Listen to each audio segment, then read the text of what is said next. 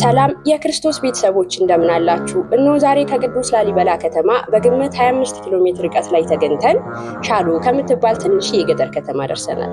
በዚህም አልቆምንም። ሻሎን ከኋላችን ተሰናብተን የአካባቢው ተወላጅ ከሆኑት አቶ አለምዬ ወዳጅ አያሌው ጋር የእግር መንገዱን ተያይዘነዋል። ለካ መንፈስ ቅዱስ የተጨመረበት ነገር ሁሉ እንዲሁ ነው። በተፈጥሯቸው እጹብ የሆኑ መልክዓ ምድሮችን ተመልክተን የአምላክን ጥበብ እያደነቅንባቸው የተከዜ ወንዝን አዋሳኝ ባደረገው የጉዞ ዓላማችን በፈቃድ እግዚአብሔር ይህን ጥንታዊ ስፍራ ከ2 ሰዓት ጉዞ በኋላ ረገጥን።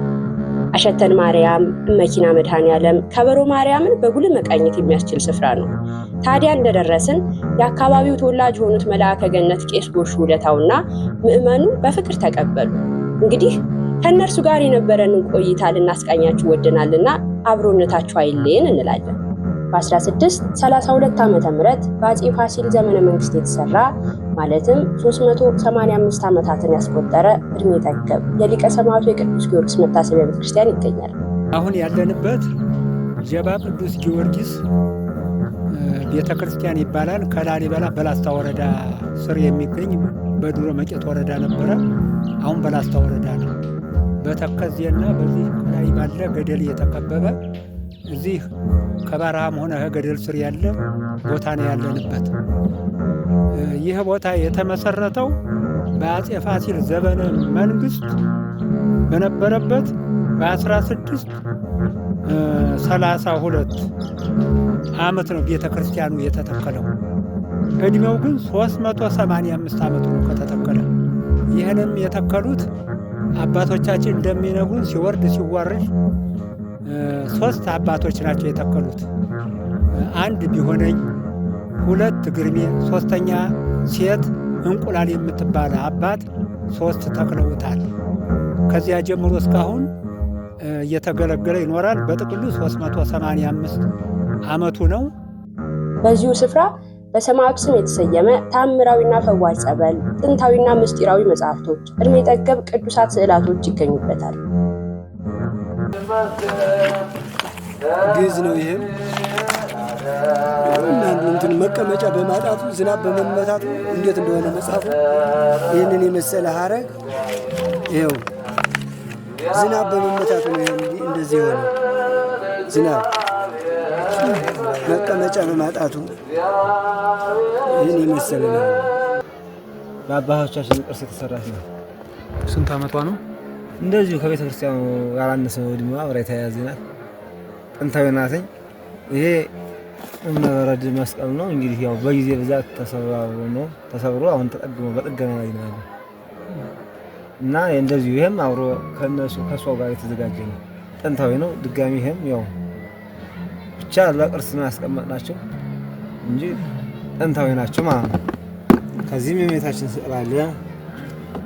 ያው እቺም ጥንታዊ ናት። ያው አሰራሯን ያው በእንትን ነው፣ በጣውላ ነው፣ የዋንጫ ነው። አባቶቻችን ቀርጸው ያወጣል። እነዚህ ነገሮች የምታያቸው መጽሐፍቶች መቀመጫቸው የለም። ይሄ ነው አሁን ይሄ በቅርብ ቀን የተሰራ ነበር። ይሄንን መቀመጫ ስለሌለ ነው ቁም ሳጥን ውስጥ መግባት አልቻለም።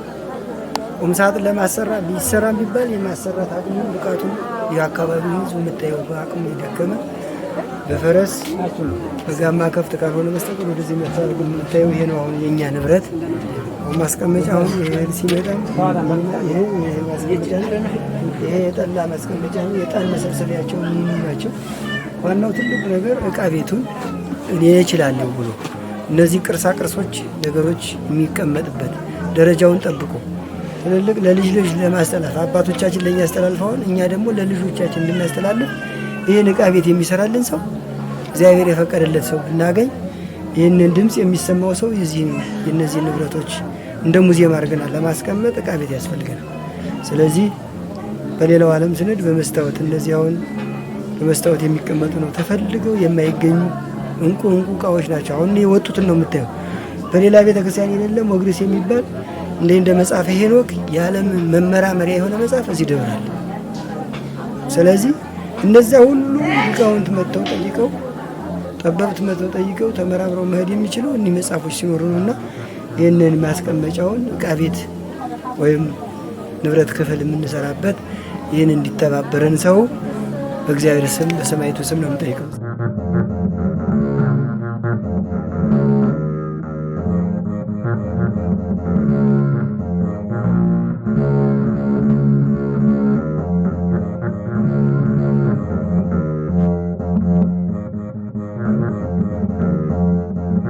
ይሁን እንጂ ቤተክርስቲያኑ ከቤተ መቅደሱ በር ጥበት የተነሳ አገልጋዮች እንደ ልብ ለመንቀሳቀስ እየተቸገሩ ይገኛሉ።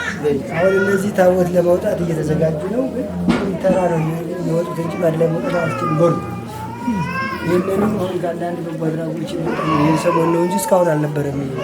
ይሄ ደግሞ የወንዱ ቅዳሴ መግቢያው በር ነው። እንደ ምጽዋት ይዞ ለመግባት ታቅፈው ነው የሚገቡ። እንደዚህ ብለው መግባት አይቻልም። ስለዚህ ይህን በር በቤተክርስቲያን ቅርጽ ውስጡ ራሱ ጨለማ ነው። እሳት ቢወድ ይሄ ነገር ያሉት ነገሮች አሉ። ቀዳሴያም ይሄ ውስጡ መቅደሱ ይኸውልህ ስለዚህ በባዶ እግራቸው የሚቆሙት ከዚህ ከአርማታው ላይ ልሾ እንኳን መሆን አልቻለም። ከአርማታው ላይ ይሄ እንደዚህ ጨለማ ነው። መስኮት የለው፣ የሚዳፈን ነገር የለም፣ የሚታይ ነገር የለውም።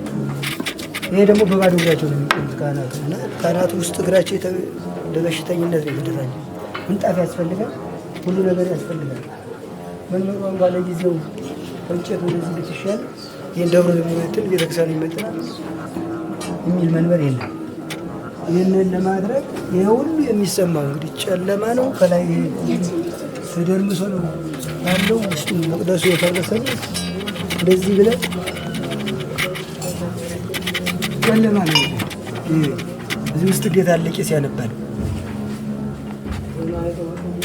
ስለዚህ በዚህ ልክ ነገሮች የሚሰማው ህዝበ ክርስቲያን በሙሉ የሰማይቱ ቤተሰብ የሆነ ይህችን ቤተክርስቲያን እንዲያድስልን እንዲተባበረን ጥያቄ ለማድረግ ነው።